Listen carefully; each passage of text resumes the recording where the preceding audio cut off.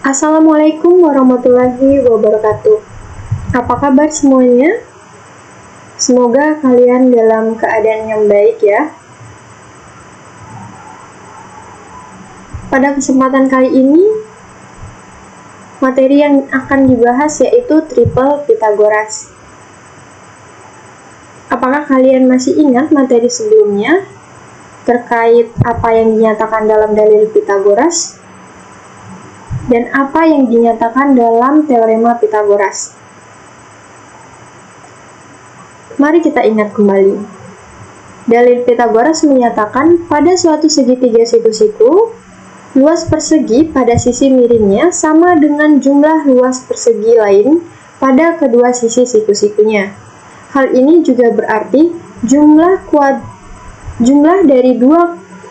dari kuadrat kedua sisi siku-siku segitiga pada segitiga siku-siku sama dengan kuadrat panjang sisi miringnya atau hipotenusa. Pada teorema Pythagoras menyatakan pada segitiga PQR siku-siku di R berlaku R kuadrat sama dengan P kuadrat ditambah Q kuadrat.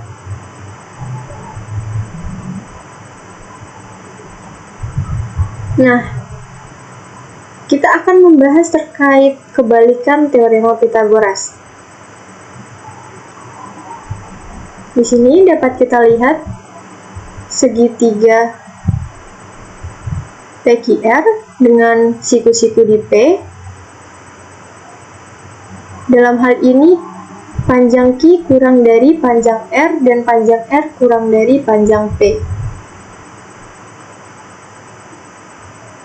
Nah, jika P kuadrat sama dengan Q kuadrat ditambah R kuadrat, maka segitiga PQR memiliki siku-siku di P. Selanjutnya yaitu untuk P kurang dari R dan R kurang dari Q, jika Q kuadrat sama dengan P kuadrat ditambah R kuadrat, maka segitiga PQR memiliki siku-siku di Q. Selanjutnya untuk P kurang dari Q dan Q kurang dari R, jika R kuadrat sama dengan P kuadrat ditambah Q kuadrat, maka segitiga PQR memiliki siku-siku di R.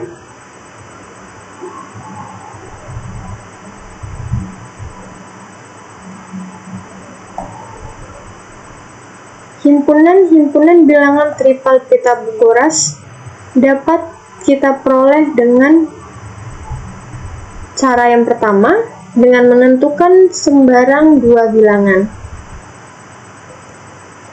Coba perhatikan gambar berikut ini.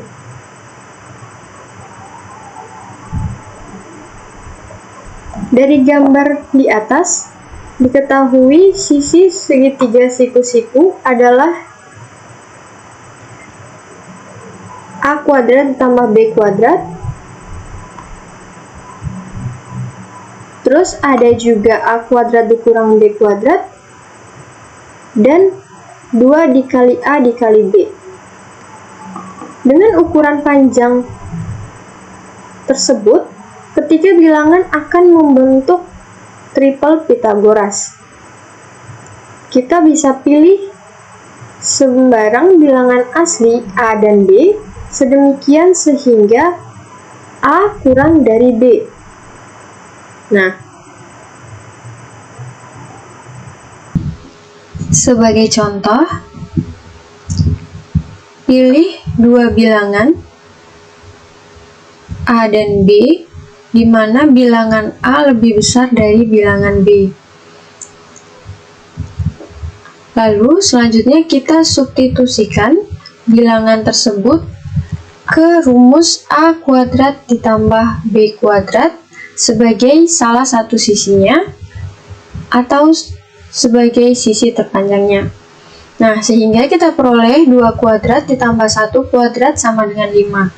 Selanjutnya, kita substitusikan lagi dua bilangan tersebut ke rumus berikutnya, yaitu 2AB sebagai salah satu panjang sisi siku-sikunya. Nah, di sini kita substitusikan sehingga memperoleh 2 dikali 2 dikali 1 sama dengan 4. Nah, berikutnya kita substitusikan lagi kepada rumus berikutnya, yaitu A kuadrat dikurang B kuadrat. Nah, di sini kita akan memperoleh 2 kuadrat dikurang 1 kuadrat sama dengan 3 sebagai salah satu sisi siku-sikunya. Nah, hubungan yang dapat kita peroleh dari 3 rumus ini atau 3 sisi ini yaitu 5 kuadrat sama dengan 4 kuadrat ditambah 3 kuadrat. Nah, di sini dapat kita peroleh 3 bilangan yang merupakan triple Pythagoras, yaitu 5, 4, dan 3. Nah, kalian bisa mengulangi step-step ini sehingga kalian bisa memperoleh bilangan-bilangan selanjutnya. Kalian juga harus menambah bilangan-bilangan ini dengan menambah baris tabelnya hingga menjadi 10 baris tabel. Tuliskan pada buku catatan kalian. Cara yang kedua yaitu dengan menentukan sembarang satu bilangan. Maka pertama, pilihlah sebarang bilangan ganjil dan bilangan ini kita jadikan sebagai panjang sisi terpendek dari segitiga. Selanjutnya kita gunakan rumus M sama dengan S kuadrat dikurang 1 lalu dibagi 2, di mana S harus lebih dari 1. S sebagai panjang sisi terpendek dan M sebagai sisi tegak lainnya. Berdasarkan langkah sebelumnya, kalian sudah mendapatkan sisi tegak lainnya dari suatu segitiga.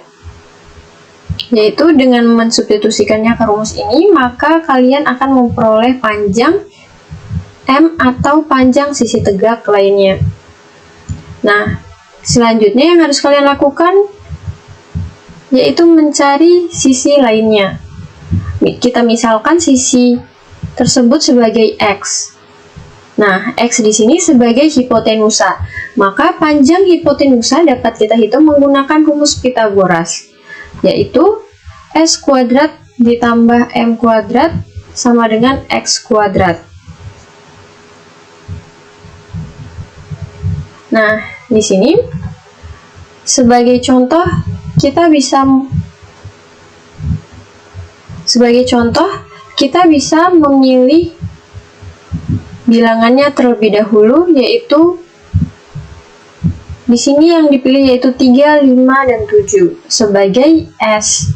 Selanjutnya kita substitusikan bilangan ini ke rumus sebelumnya, yaitu M sama dengan S kuadrat dikurang 1 dibagi dengan 2. Kita peroleh 3 kuadrat dikurang 1 dikurang 1 dibagi dengan 2 sama dengan 4. Selanjutnya, kita substitusikan lagi untuk memperoleh hipotenusanya, yaitu 3 kuadrat dikurang 4 kuadrat sama dengan 5 kuadrat.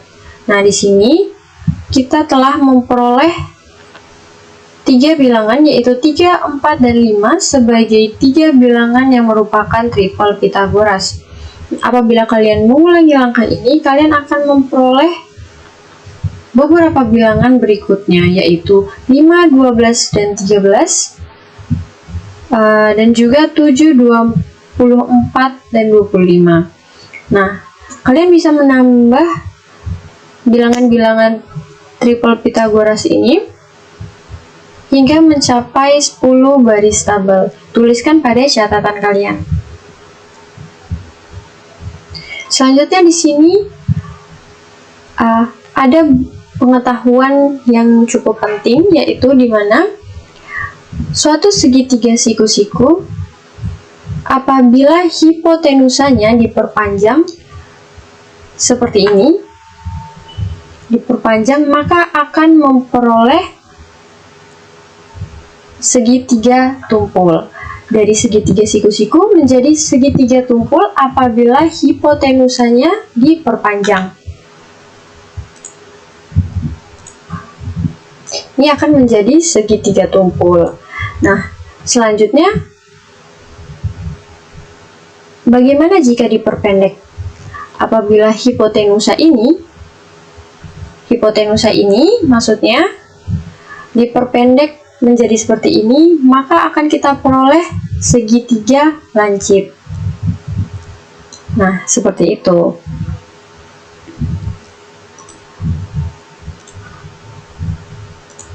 Selanjutnya,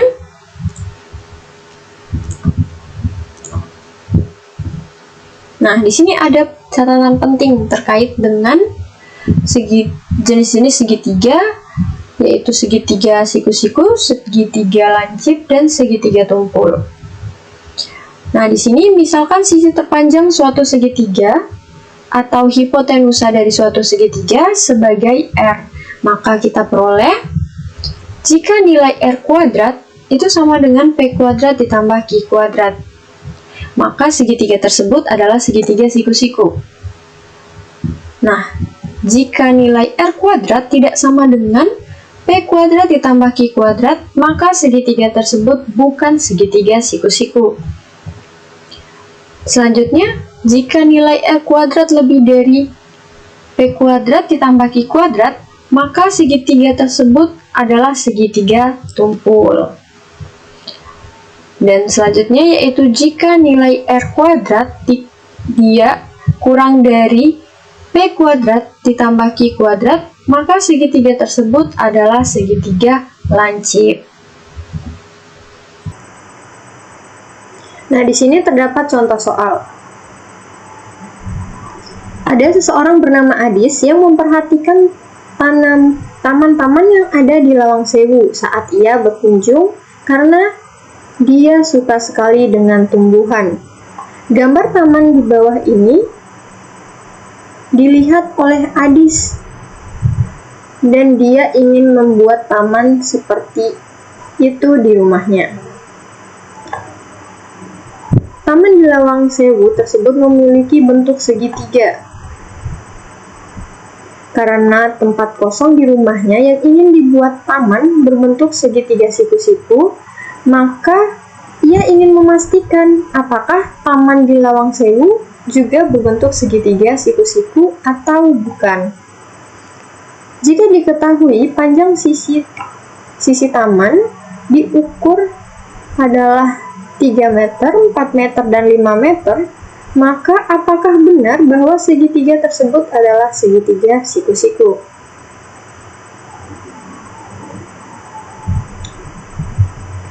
Sebelum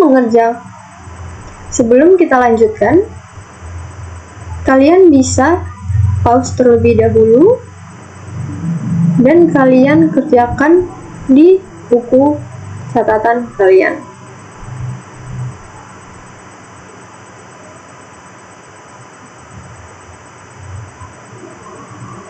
Nah,